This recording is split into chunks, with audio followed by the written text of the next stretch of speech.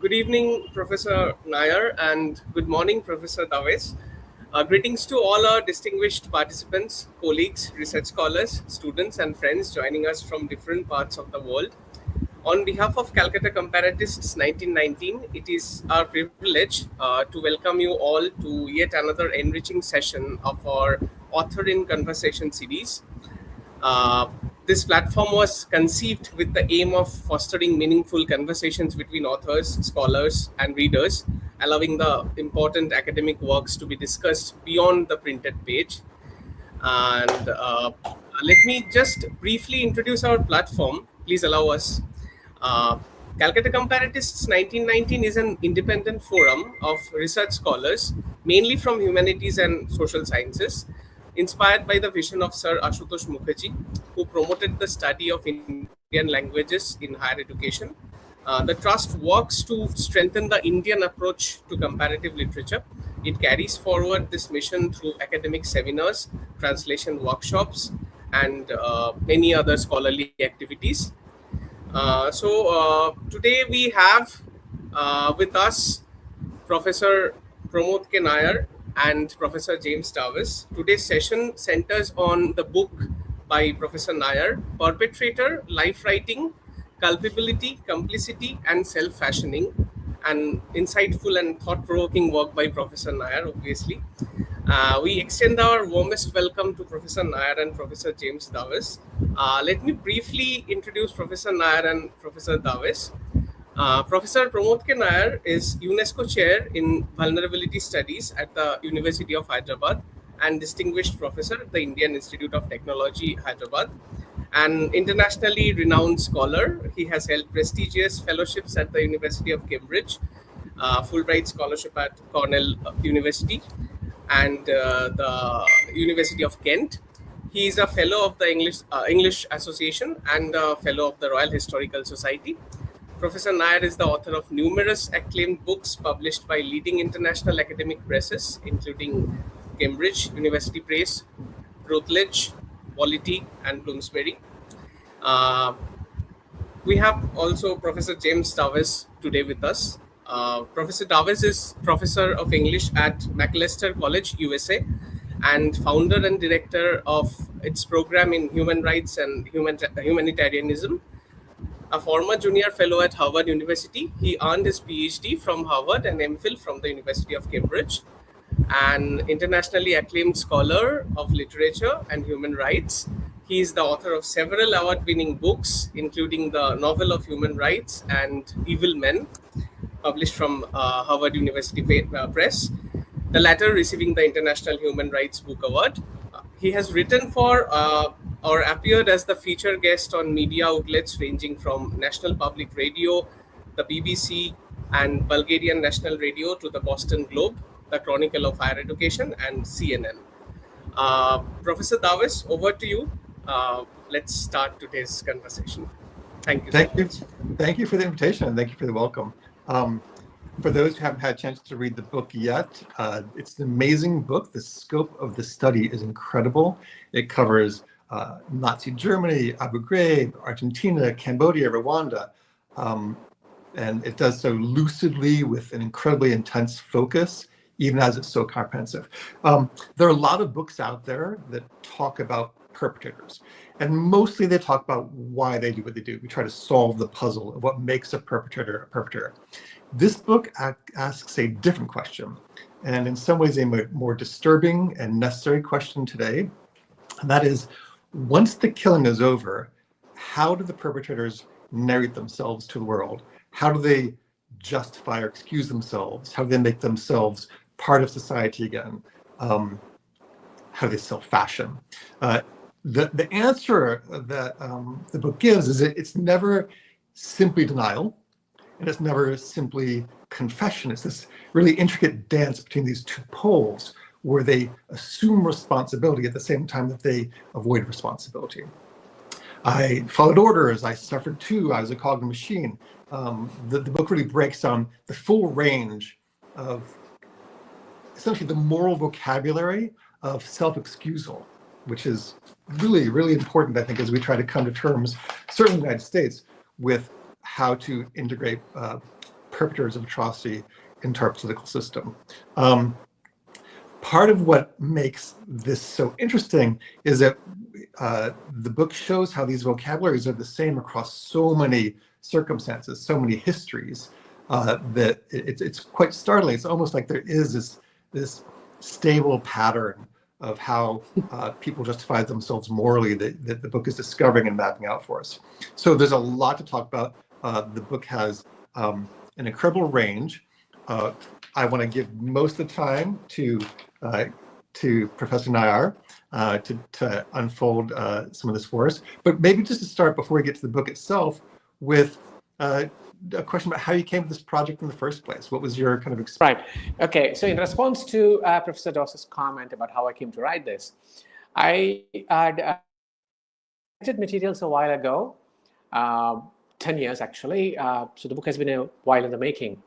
I was aware of the Goebbels diaries, and I knew that Rudolf Hess had written a memoir, and that the Argentinian Dirty Warrior had a quasi-memoir, because it's partially an interview-based memoir. But I didn't know that there were so many perpetrators who had written their memoirs. I was aware also, of course, of large-scale depositional accounts. The Nuremberg would be a case study. But that was not something I wanted to pursue, the legal presentation of the self. And as I explored, I realized that there were overlapping patterns. But I was very, very hesitant to set out on this. I had read Machete Season years ago, and then I met your book, Professor Dawes, Evil Men, which was a collection of really terrifying interviews with the Rwandan peoples. But I still could not bring myself to work on these. So the problem was the worry that am I glorifying perpetrators, people who had committed really horrific crimes. And I was struck by the fact that when I read people like Gita Sereni's interviews and Into the Dark and her other work, Stangl and others, I was struck by the fact that there's a certain amount of remorselessness in the way they present themselves, talk, sometimes even justify and defend. So I was worried that at some point this might be tantamount to glorifying them, giving them a space to enunciate what were clearly genocidal anti-human rights ideologies. But then when I looked at your work, the work of James Waller, and also peripherally again, Goldhagen's work on Hitler's willing executioners, I realized that what you said, Professor Dawes, that to conceptualize them as people that we can actually understand is like a moral affront.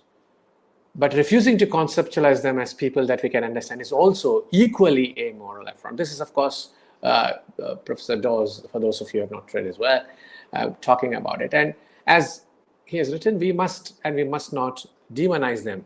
So it took me a while to get my head around what he was trying to say there, that to understand them is not necessarily to extend forgiveness. To not address them is actually not appropriate either. So like Professor Dawes' book, not just this, but also the human rights novel, these are full of paradoxes and contradictions. And there's no straight way through them. So working my way through some of these memoirs, I was not sure what to tackle. But one thing I was sure about, I was not trying to explain what they were, what kind of people they were. And I was not interested in psychologizing and psychoanalyzing them, their justificatory moves that this is why I did what I did. But I was curious also and fascinated by their modes of talking about themselves. Perhaps because of the literary studies training that we are obsessed with representational strategies, fictional and otherwise. So my entry point was to ask a different set of questions.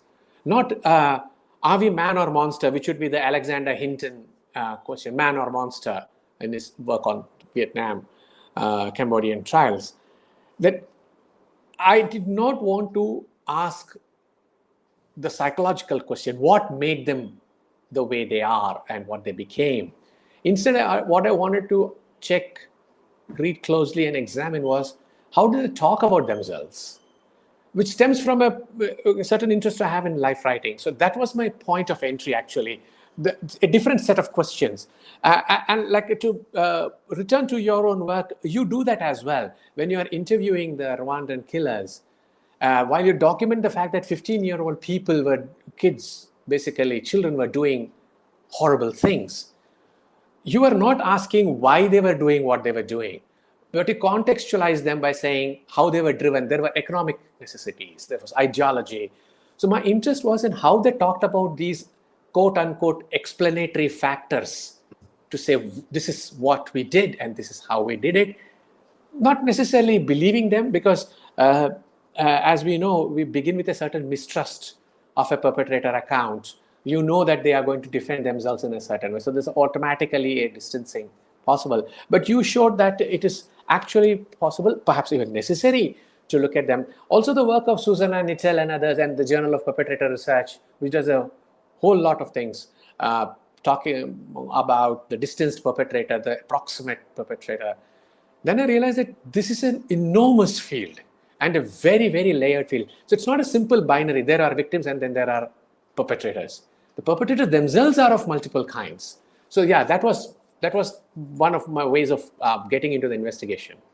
So just a quick follow-up on that.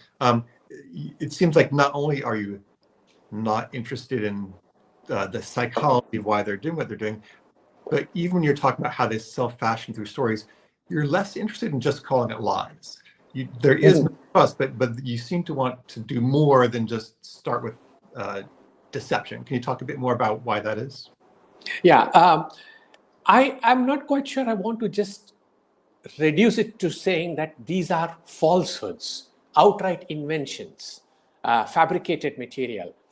For example, the disowning of knowledge. Everybody there says, I didn't know what was going on. I was only partially aware. And they do that in obviously very explicit ways, but also in other ways.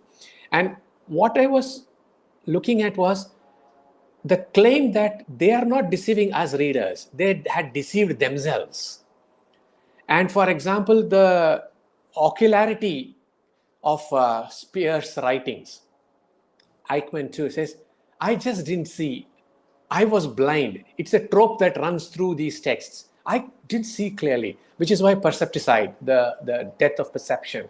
So I wanted to push the point of deception to examining that their claims were not about deceiving us as much as they had deceived themselves. First, we didn't see what was going on. And second, that they were deceived by people higher than them in the hierarchy, where they said, we were misled. We didn't understand. So there's a certain ocularity trope that runs through it, but also a kind of epistemological gap that they say, we just didn't understand the ramifications of what was going on. So I thought it was fascinating that while we think, oh, they were just lying, they were saying, we were being lied to, and we didn't see what was going on. So I thought the trope of blindness, partial sight, not clearly seeing things, that itself was an astonishing attempt at self-fashioning. Oh, I just didn't know. So I wouldn't characterize them as simply lies, because the rhetoric of lying here is itself part of the self-construction. I am not lying. Please believe me. Please believe me when I say that I didn't know enough or I was misled. And the claims that we never saw those orders. I don't know who signed it, who issued the instructions. So I thought the question of deception is not simply saying that, oh, they're lying to us. Like I said a few minutes ago, we assume that a killer, a genocidal maniac, or whatever else we want to term the perpetrators, would have addressed the fact that they will be distrusted when they're right. So it's not a question of them just lying, but to say that they were lied to and that things were not always very clear. There's also a bureaucratic process. Another thing you point out is that not only do they say things like, I didn't see, but they also do take some version of responsibility. Can you speak a bit more about how they do that? Yeah, they say that I was a cog in the wheel. That's first, the very easy way out. So I am not entirely absolving my role in what happened, but I was one among several cogs, and I was not the final decision maker. And very conveniently for many of them, the so-called top hierarchy echelons are all conveniently dead. So there's no going back to them. Also because we know that those who are dead were, of course, not going to be put on trial. So we have these people making those claims. So they do accept that they are not to be entirely absolved of what they did. So they take some responsibility. But they also do two things. One, what I just said, that I was a cog in the wheel, just mere instrument of somebody else's. So Hess says, I was ordered to construct these things. And then he goes on to the next step saying, do you know how difficult it was to build these things? We were laboring hard to meet deadlines. And you are struck by the fact that you are constructing killing machines. At that point in time, some of the most efficient killing machines ever. And you are complaining that that work was laborious. So that's one. The second is to say that I did it all under fear of death. So I accepted, but do you know what would have happened if I had rejected an order, questioned an order, or what would have happened to my family? So I was an instrument, yes, but I was not the major instrument. I was one among several, and anyway, there was somebody higher to do this. So it was not entirely mine. And the second is, of course, this point that I am doing this out of duress. I was under threat, and this, that, and other. And the third is to say that, yes, I was an instrument of it, but we all were. So it was not just me. So there's a kind of dispersed responsibility that they take. Nobody takes sole responsibility as far as I know. And the fact that we are doing this in a national cause.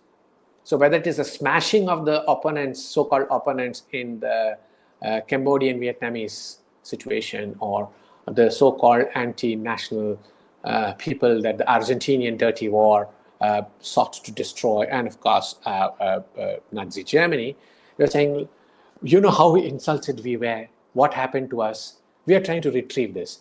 And there again, we come back to the earlier one, we were all blinded by our ideology. Is a standard response. So again, the ocularity returns. So their instrumental nature is being downplayed, is what I would think. So when you looked into this for the consequences of disobeying orders, what did you see? I mean, how much did that actually play out? I didn't see that evidence. In the Paul Klee book, The Good Old Days, there are references to soldiers who, after a point, refused to shoot civilians. And there's a note there in one of those letters. It says, nothing really happened to those people who said, we can't do this anymore. So there is, again, a question mark, an interrogative to be placed on the claim that they did it out of fear. There aren't records that I've come across which look at, I may be wrong here, it requires a little more digging into the archives to see whether such people who refused were actually court-martialed and shot, or their families were troubled. The documents I have read, there is no record, but I note the fact that these are written by the people who are themselves eventually indicted for what they did. As for the others, we don't know, especially the lower level soldiery who participated in it. What happened to them if they ever refused? But I have not been able to find those records, yeah. Is your sense that a large part of the fear was actually the fear of losing opportunities for professional advancement? Yes, that argument has been made also about several of the women in Nazi Germany participating in Buchenwald and others, that this was a career option that opened up. So they went into this. And there's also that argument that people like Goldhagen make, that the ordinary people joined it because it was a career, professional advancement was always there, rewards were available.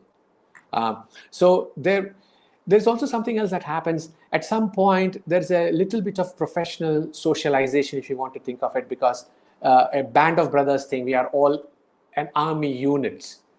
You have been tasked with some of the most horrible acts in human history, but we are still as a cohesive unit. So there is a certain amount of professionalism that plays out as a social adhesive, shall we say.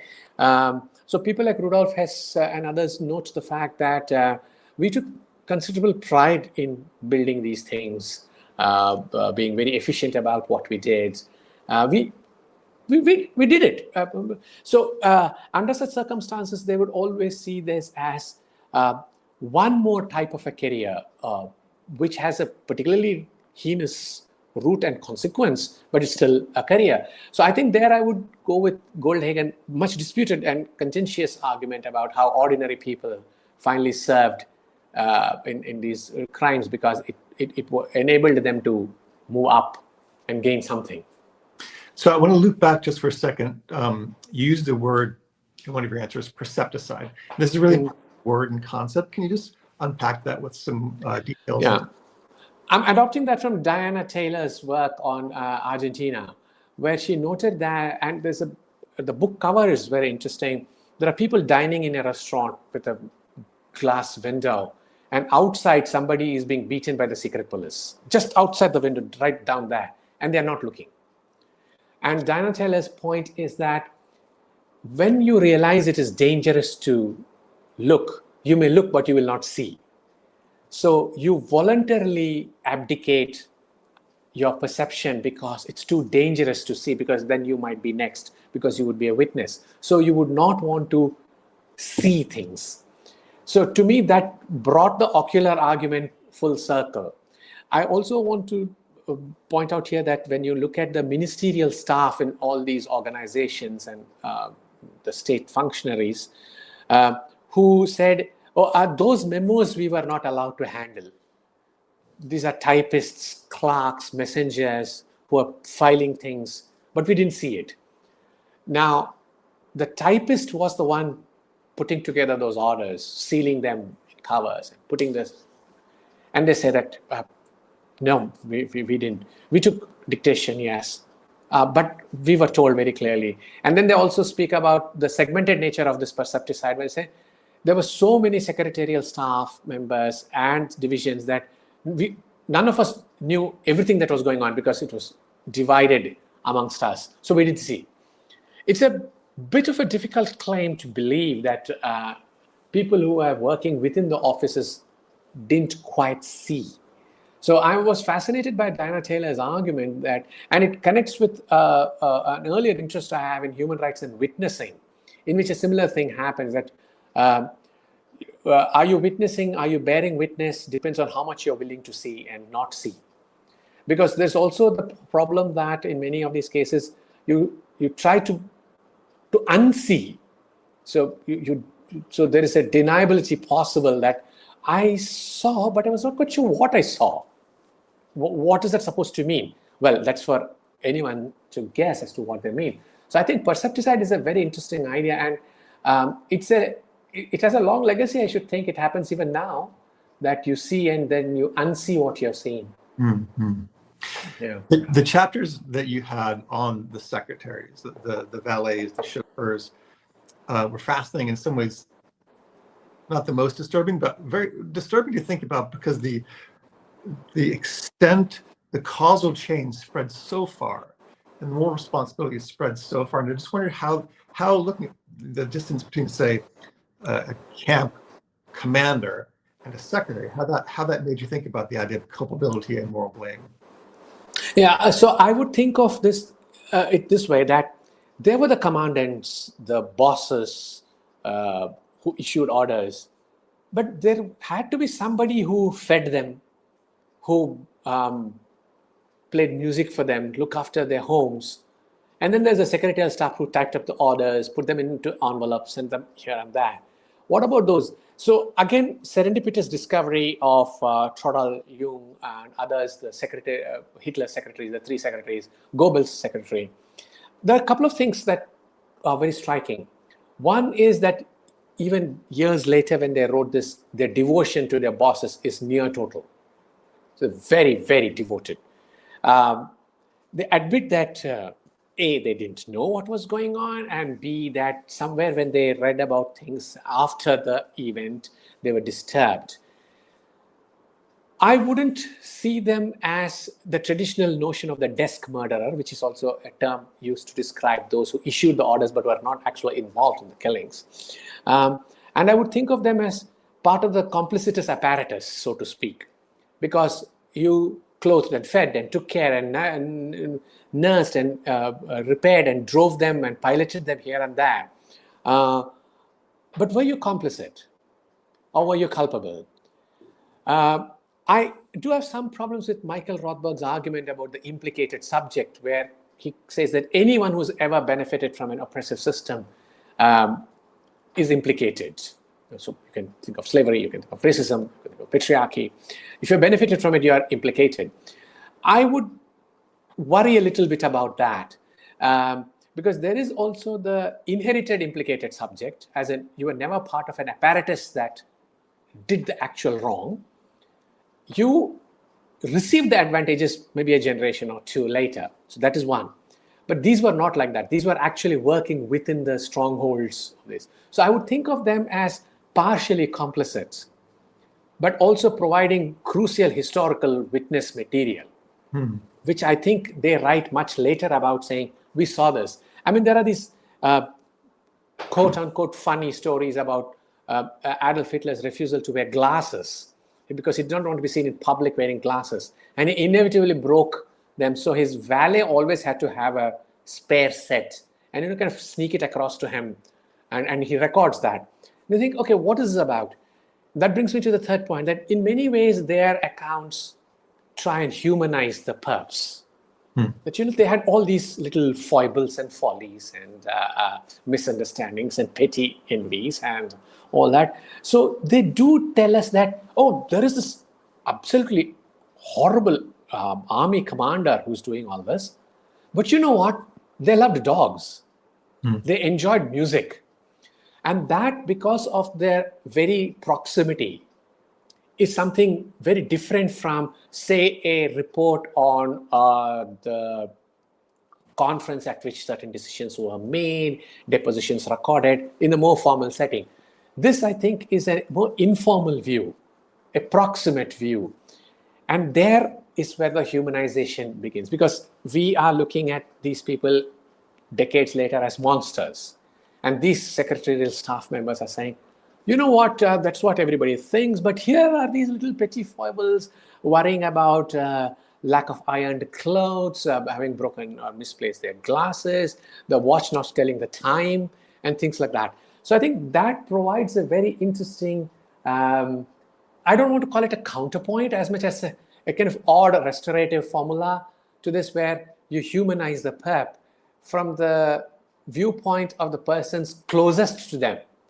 Not official, not army commandants, not subordinates, but people who kept the homes, houses, and offices running. Yeah. So if you push down that chain of responsibility even further to another disturbing case study, you talk about the Sonderkommando. So maybe you could explain who they were to the audience and talk a bit about that very difficult case. Yeah, perhaps the most difficult section of looking at any of these accounts is that of the Sonderkommandos, who were inmates in those camps, who were tasked with leading their fellow prisoners to the chambers, emptying the chambers, and destroying the evidence of the bodies. So they were handpicked for this job. They were given better accommodation, better food. But in many cases, in 4 months, they would join the people in the chambers themselves and be executed. So the Sonderkommandos were often, right from that time of their entry into the camps, criticized, treated badly by their fellow prisoners, saying, oh, you are on the side of those who are harassing us. So they were in many ways people who occupied what Levy would famously call the gray zone.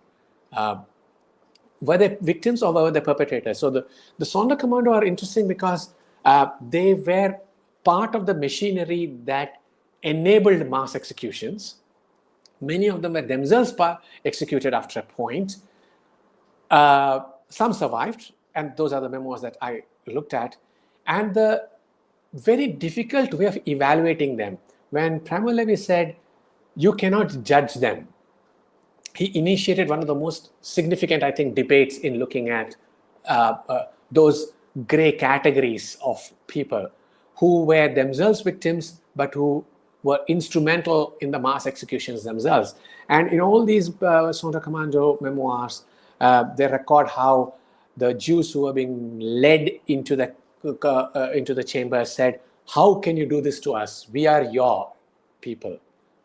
And then others who told them, and this occurs in the Muller document, when he says he wants to kill himself, the women walking into the chamber says, "No, you should not, because you should be there to tell the tale. You are witness to us." And the Sonderkommando are extremely difficult to explain or explain away or to put together as part of the schema, because you don't quite know what to categorize them as. And that's the point I think Primo puts forth there, that are they victims? Is it as simple as victims and perpetrators or bystanders? What were the perpetrators? I still don't have answers, because they participated, yes. Under what conditions did they participate? On pain of death, of course, that goes without saying. But how do you simply categorize them as either or? Mm-hmm. I don't know. Yeah. It's interesting. So if you flip to the other end of the power spectrum, this notion of being a victim is something that the perpetrators claim for themselves over and over again in all kinds of different ways. They're victims of Hitler, of ideology, of bureaucracy, of history, even trauma. So I guess why do you think victimhood is such a powerful resource, a narrative resource for them? I think it serves a particular purpose of saying, I'm not entirely black, I'm not entirely monstrous, I'm not entirely evil. I have gone through my own trauma. And it's interesting because some of them describe their childhood traumas, how when they were growing up, this happened and then that happened. And then, of course, there is national trauma, of which they were all supposedly victims. That, do you know what happened after the end of the First World War? What happened to our nation? How we were dealt with?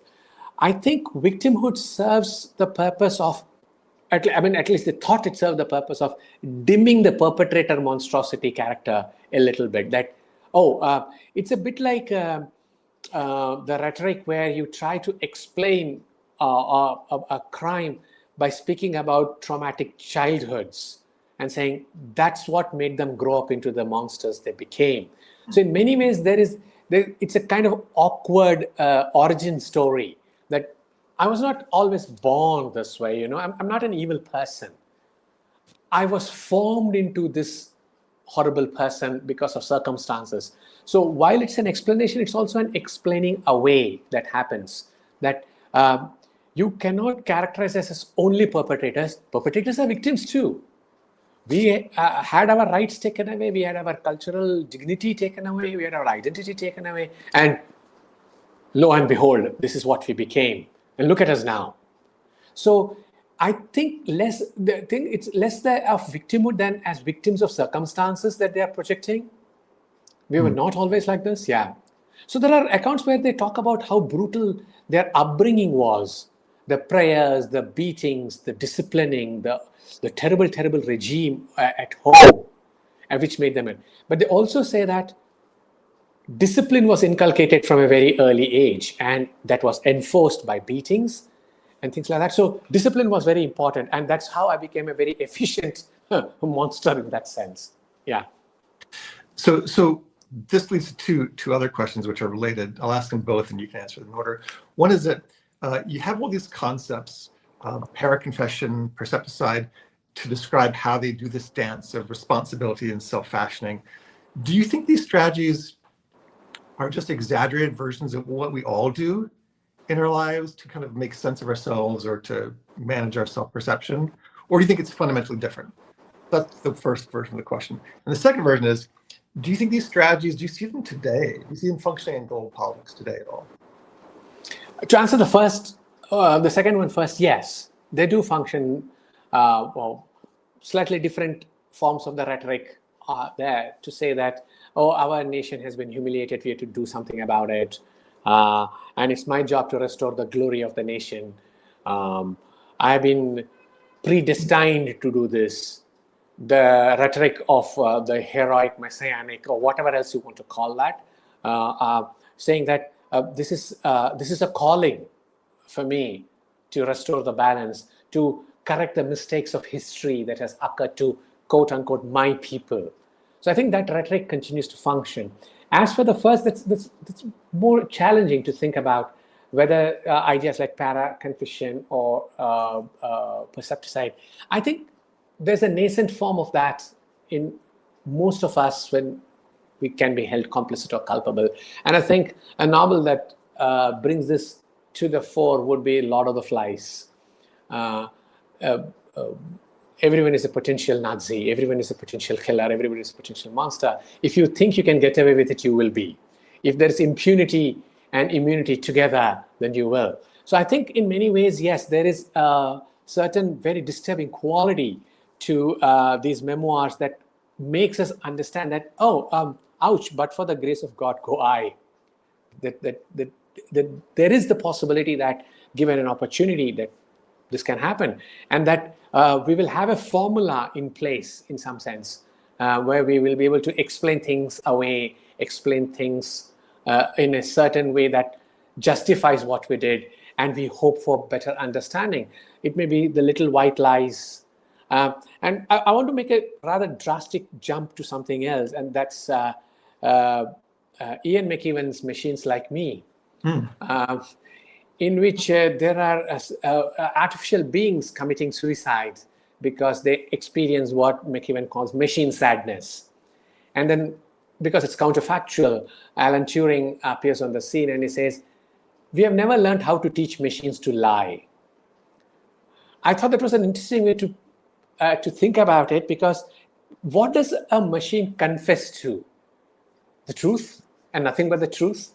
Whereas the humans can always, in small ways, in big ways, modify acts of omission and commission both.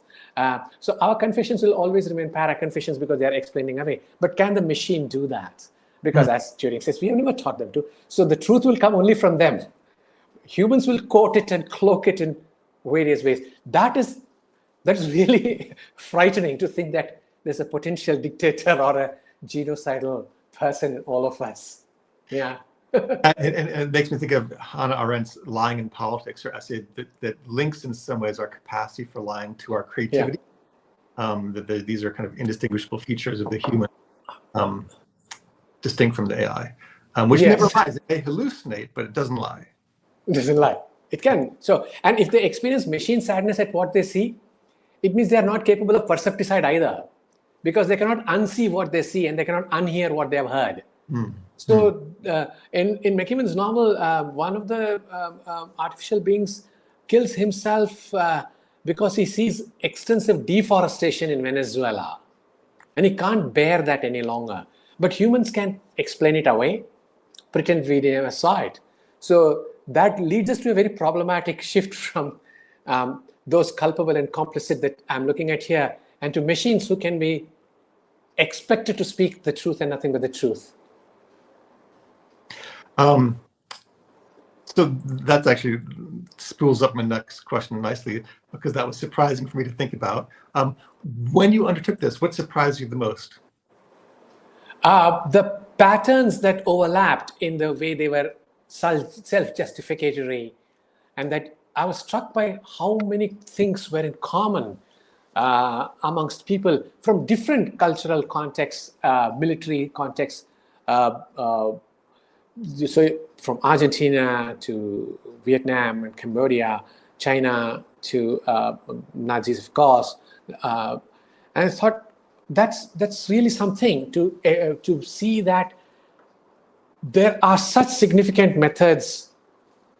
What I think of as an entire lexicon of self-justification that emerges when you talk about yourself, especially when you have been held responsible, either legally or otherwise, for crimes against humanity.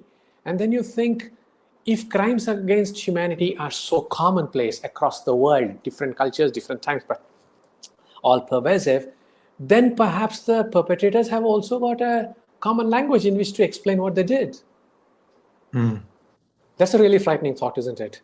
I mean, it's astonishing. These confessions, these interviews, they begin to sound so similar across all cultures and spectrums, and it's almost like you're uncovering a universal vocabulary of self-justification. Did you ever feel like you were seeing places where culture changed that, or was the similarity just overwhelming? The similarity was really overwhelming. Methods, small variations, who's responsible, those are but I think ultimately they were smaller details in what I was unpacking. Like you said, lovely phrase, universal vocabulary. So in one case, they said we were smashing the enemies of the state. In another, they said we are defending the state against infiltrators. And the third said we need more living space, so we are evacuating everybody. The final solution has to be put in place. It all comes down to the same thing. And the methods are minor in variation as compared to the larger position that these people are taking, that we are going to kill a few million. Our justifications are of various kinds: historical wrongs, lack of living space, the enemies of the state, national and cultural identity, national pride. But ultimately what you're saying is that we have identified some people that we don't want, and we have to get rid of them. It might be in the name of cultural purity, that we want only one racial type or ethnic type, but also that we are willing to do this absolutely mechanized form of extermination because we know why we are doing it. So those overlaps were, for me, frightening. That so many people in different cultural contexts think the same way. Yeah. I can see there's some comments and questions in the chat. Before we get to that, I took some notes while I was reading this and put together kind of a list of the techniques, the recurring strategies, and I'm just going to quickly read through them. And if you feel like there's some you want to elaborate on further when I'm done, that's great. So there's the cog in the machine defense. I had no agency. There's the following orders defense. The responsibility is above me. There's percepticide, which is I just didn't see. There's charismatic seduction. We haven't talked about that. That Hitler or whoever was just bewitching. It overwhelmed me. I couldn't resist it. There's professionalism. I was doing a job. I was not committing crimes. There's the traumatized self. So I suffered too. This was really hard on me. The second self, which is a concept you might explain if you want, but they really generally see them as another version of themselves that they're not responsible for. Collective responsibility. Everybody did it. Blame the dead. They're not here to take responsibility. We can blame them. And then proximity without knowledge. I was there, but I just didn't know. That was sort of the note list I took as I was reading through. So are there some there you'd like to unpack a bit? Yeah, I would like to go back to two of them. One is charismatic, the charisma of the leader. All of them inevitably point out that the leadership was extremely charismatic and we were so bowled over. So there is a very strong sense that we were seduced into this by the sheer power of personality. So also people have studied the biography of the face, specifically Hitler's, the numerous versions of it, the entire book on that. But they all spoke about the fact that very ancient mariner, like he fixed us with his eye and we were just bowled over. You know, the secretaries talk about it, the military officials talk about it. They all speak about the charismatic personality of it, which I think is interesting also because it brings back the celebritydom, even of the perpetrator. But it also suggests that my agency, look, I was possessed, to use a very old-fashioned term, seduced by, bewitched by what was going on from the speech of the leader and things like that. And there are, of course, studies of the rhetoric of the dictator, political communications at its very best, the great rallies, the speeches, and we were one like several others. The collective responsibility is, like I said, distributed responsibility, but there was something else also of that list. I'm so sorry, but one other thing that traumatized self, blame the dead. No, the second self. What I call the post facto self. Yes, it's Lifton who first argued that people had an Auschwitz self. You undertook to do certain things and you performed certain things because you developed another self to do that, So you retained one self nice and clean, and then there was the other self. And Lifton's argument, of course, very influential argument, was that that was the only way they could cope with what they were doing. In Coetzee Waiting for the Barbarians, the magistrate has just been beaten pretty badly by the jailer, and then he asks him, "You go home and have dinner with your family, don't you?" "Yes." "Do you at least wash your hands?" That's the second self. So you have, and it comes out in Marty's name is the zone of interest quite well. Hess leading a fairly normal life, and in the background you see the chimneys emitting smoke. But you're doing whatever you do with your family on a weekend and things like that. So a second self, you prepare a post facto self, so to speak, where you say, that is what I do as a professional soldier, as an upstanding citizen of the realm. But then there is the family man. And you see that also in Jonathan Little's The Kindly Ones, the two faces, the post facto self and that, yeah. So I think those are things that we could see as resonances across cultures too. Yeah. So I'm going to go to the chat. I don't know if you can see them, if there's questions in there you'd like to ask, but I'll pop over. I can't see. Oh, okay. Now I can. Yeah. Sir, is it visible, or I shall read it out? Would you read it out, please? That would be that'd good. be great. Yes, sir. There's a question from Sajan. The question is, can there be a moralistic justification to consider perpetrator narratives as life writing? Aren't they a sort of pervert form of self-expression? I don't know whether you want to call it a perverted form of self-expression, because I have already thought of them as strategies in self-representation.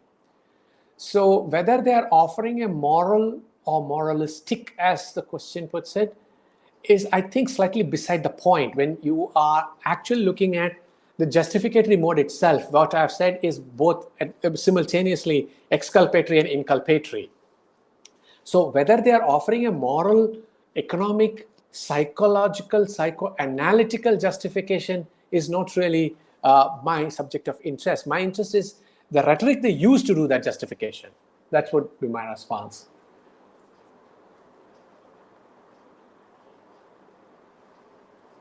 How do we deal with people of highly propagandized societies which are perpetrating it? How to quite how we deal with them, I don't know in what sense that is being asked. I mean, as in, we study rhetoric representations, and we should be able to see through lies, train ourselves to look through lies and propaganda, and of course, very obvious things like hate speech. How to coexist? Well, we have always coexisted with people who have a very different moral compass in their heads, or none at all. So that I don't think is quite germane. We don't rehabilitate them. The attempt in some studies of perpetrators to try and understand them. That's not what I set out to do at all. I don't want to know whether they were right or wrong and all that. I want to see how they said they were right or wrong. It's the narrative form, yeah.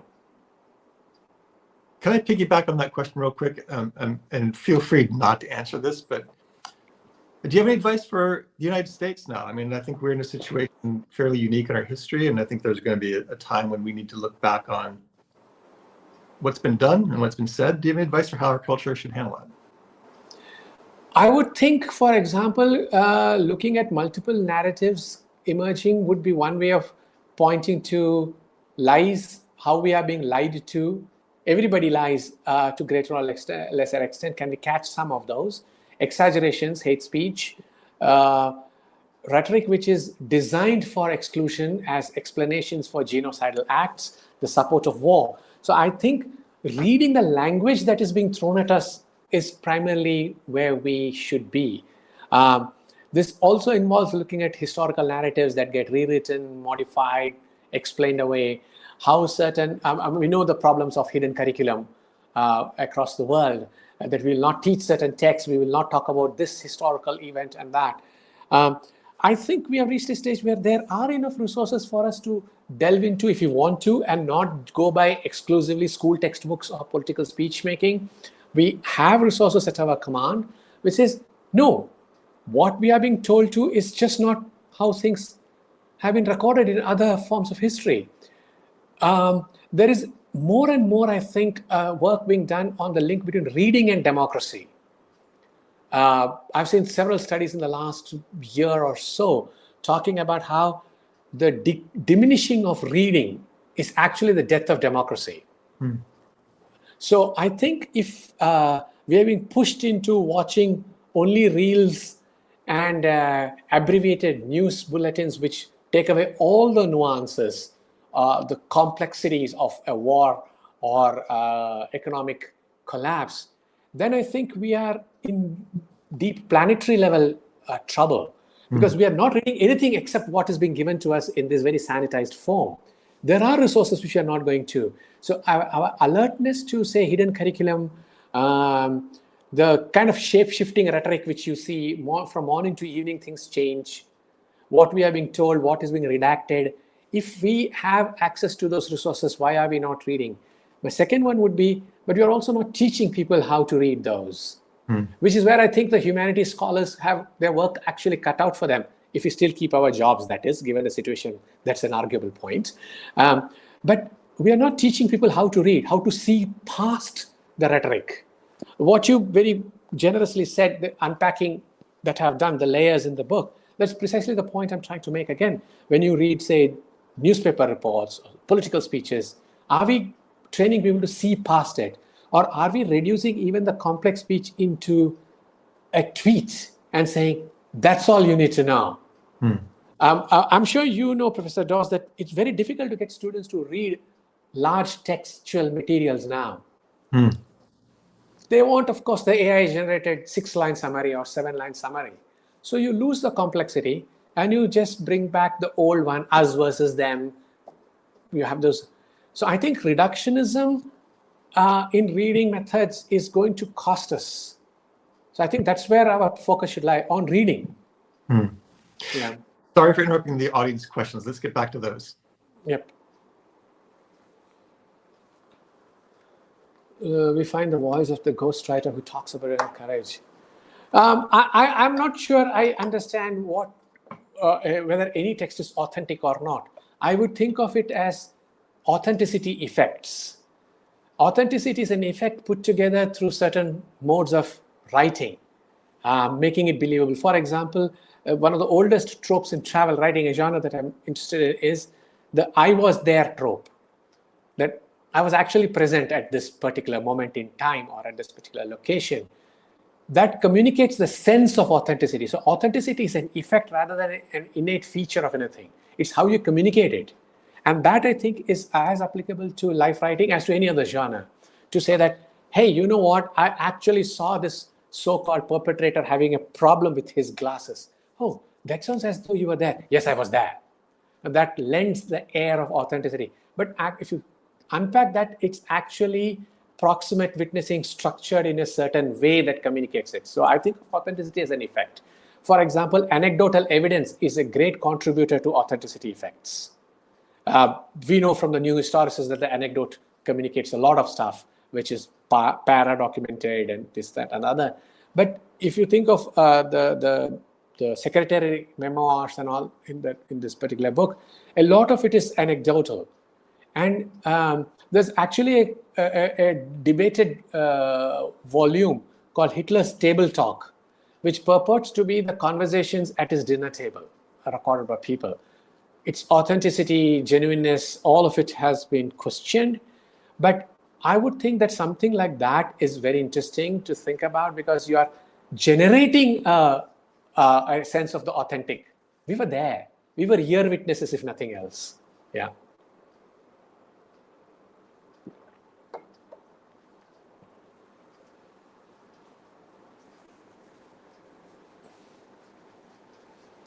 No, it's not convincing. It's not convincing.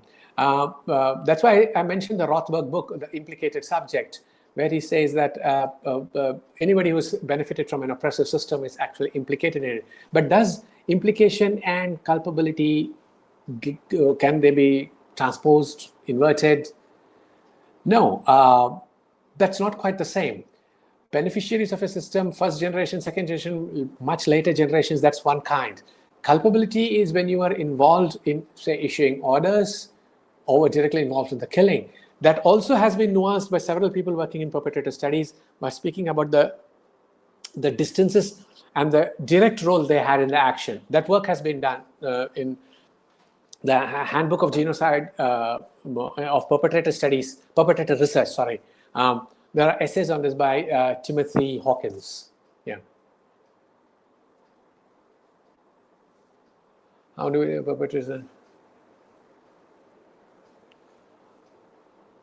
Well, the perpetrator is not writing the account while things are going on, unless you're looking at diaries.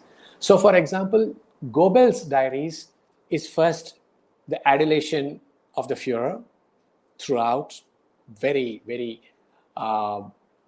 hero worship kind of rhetoric that he employs. And he has the same rhetoric that I've outlined.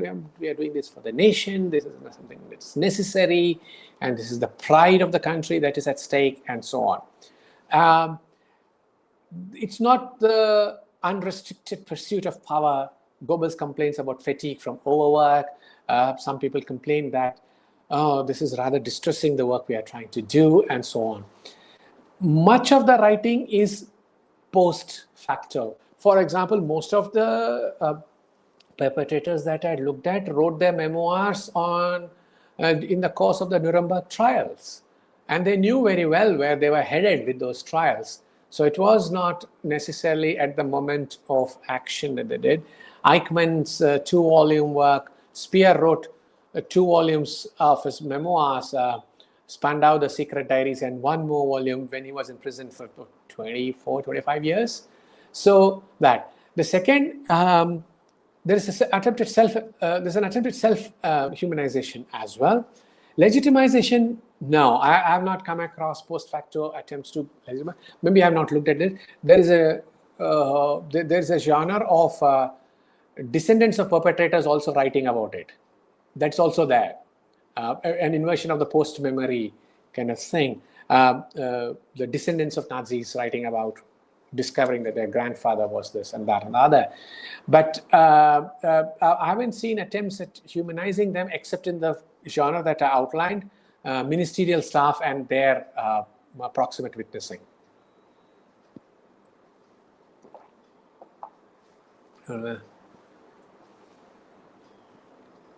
Well, that's the Sonderkommando chapter, actually.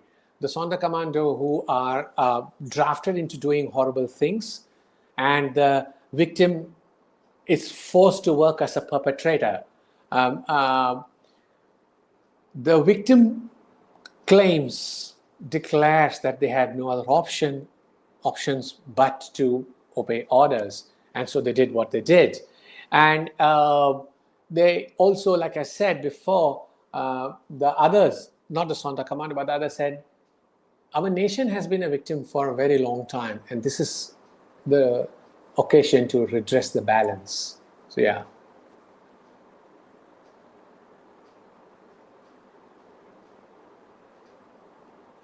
Well, I thought that was what I was pointing to, the multiple modes of self-representation, the paraconfession, the ocularity, the ocular metaphors that they use. These are what I thought of as resonances across, the cog in the wheel trope.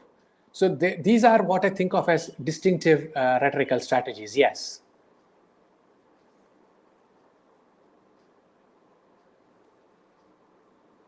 Well, yeah, I thought there was some total of what Professor Dawes and I were discussing as well, the self-justificatory thing by saying I'm moving between the inculpatory and the exculpatory by saying, look, I did it, I know, but I was only complicit, not culpable. There were bosses above me who ruled what I should do. I was doing it in fear of my life and that of my family and beloveds, friends and others. And of course, in a national cause. So I don't know whether I want to call it the mitigation of agency as I said before, as I think of it as a collective distribution, a collective responsibility, that lots of us were responsible, but I was the only one who got stuck with this accusation. That's what I would think, yeah. Well, yes, they do. If there is a way of developing immunity to the crimes, as I said before, then certain things are made possible. And it's more likely to emerge in a system which will endorse certain, say, hate speech, certain kind of divisive actions, exterminatory policies, and things like that. So it has quite a lot to do with the systems. Although now in the world of elected autocracies, the distinction between dictatorial systems and elected governments is itself thinning, I think.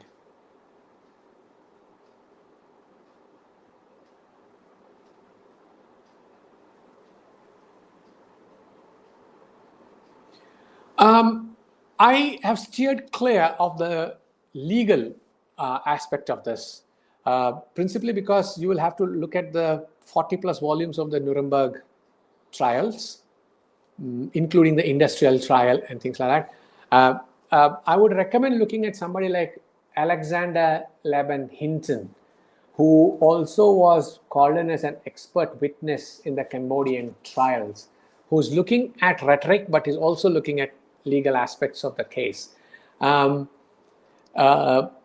It's not that people who understand international law, that international law is dead. There are.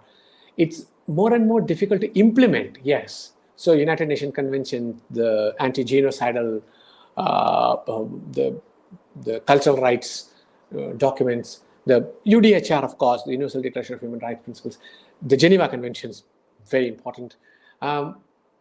More and more difficult to implement because people who are now asserting sovereignty over what they can do to anybody else do not want to obey the law. So legally, I don't know. That's not my area at all, but yeah. I'm going to add just really quickly there about international law being dead. I think actually on the contrary, if you look at, so the way the United States violates international law and tries to subvert it so aggressively these days, there are real consequences to the U.S. for this, not just in becoming a bit of an international pariah, but there's a disengagement with the U.S. that's going to have generational consequences to economic and political power for the U.S. And this is because international law is the standard that is being violated by us. Yeah, yes, of course, yes. I didn't think of that. Thank you, yeah.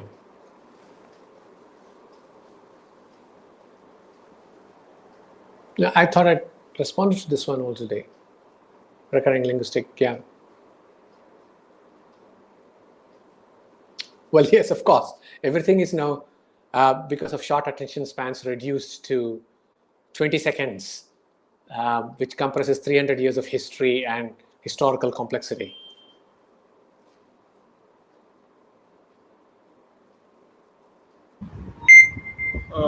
Professor, these were basically the comments. So no more comments have come yet. Well, that does bring us to sort of the near magical time of over an hour where people start feeling like it's time to wrap it. Is there anything you'd like to close with, Professor?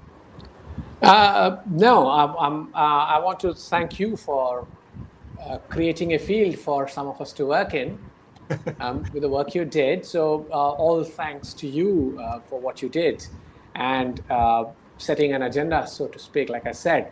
So yeah, and I'm glad you like the book. I'm very grateful to the Calcutta Comparatists for putting this together and to you for finding the time.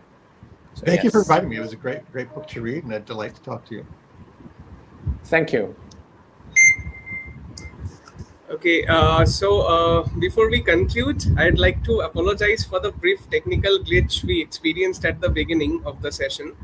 Thank you for your patience and understanding.